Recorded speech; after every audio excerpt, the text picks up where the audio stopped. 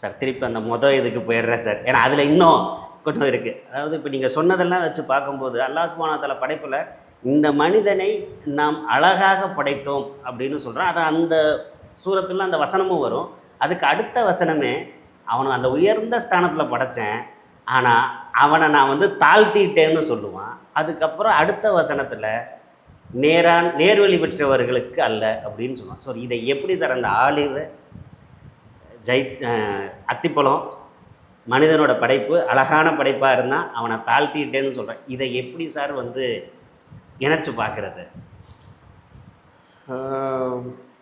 ஒரு 6 வருஷம் 7 வருஷம் படிக்கக்கூடிய ஒரு விஷயத்த ஒத்த கேள்வியில் கேட்குறீங்க. நாங்கள் எங்களுக்கு 6 வருஷம் இல்லை சார், 22 வருஷமாக ஏதோ ஒரு விஷயத்த உள்ளே புகுத்தி வச்சுட்டாங்க சார். அது எடுக்க முடியல சார்.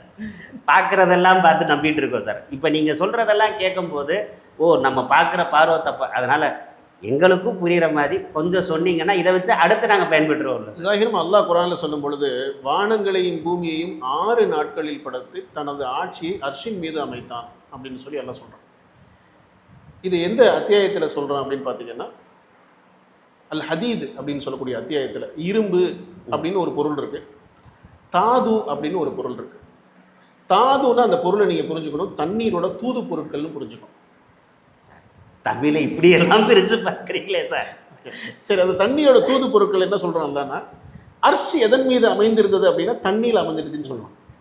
அதோடு நிறுத்தாமல் அதோட தொடர்ச்சியான வசனத்தில் வானத்திலிருந்து இறங்குவதையும் அதிலிருந்து ஏறுவதையும் பூமிக்குள் நுழைவதையும் அதிலிருந்து வெளிப்படுவதையும் நாம் அறிவோம் அப்படின்னு சொல்லி சொல்கிறாங்க.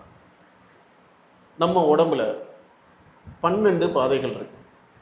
12 பாதைகளில் 3 பாதைகள் வானத்திலிருந்து இறங்குறது, 3 பாதைகள் அதிலிருந்து மேலே ஏறுறது, 3 பாதைகள் பூமிக்குள்ளே நுழையிறது, 3 பாதைகள் அதிலிருந்து வெளிப்படுறது. இந்த 12 பாதைகள் தன்மை எப்படி வானத்திலிருந்து மழை இறங்குதோ, கடல்லிருந்து எப்படி தண்ணி மேலே போகுதோ, ஏரி குளம் கொட்டையில் தண்ணி எப்படி சேர்த்து வச்சிருக்குதோ, ஆறில் எப்படி தண்ணி ஓடுதோ, இதுக்கெல்லாம் எப்படி சூரியன் மையப்பொருளாக இருக்கோ அந்த மாதிரி மனுஷனோட உள்ளம் இதுக்கெல்லாம் மையப்பொருளாக இருக்கு. அந்த உள்ளத்தை புரிஞ்சு இந்த 12 ட்ராக்கை தக்பீரு, ருக்கு, சுஜூது, தஷ்ஹதுன்ற நிலைக்கு போய் அல்லாஹ் யாரு, நான் ஏன் படைக்கப்பட்டேன், என்னோட கடமை என்ன, அவனோட கட்டளை என்ன அப்படின்றத மதித்து நடந்தோம்னா பிரச்சனை இல்லாத வாழ்க்கை நமக்கு இன்ஷா அல்லாஹ்.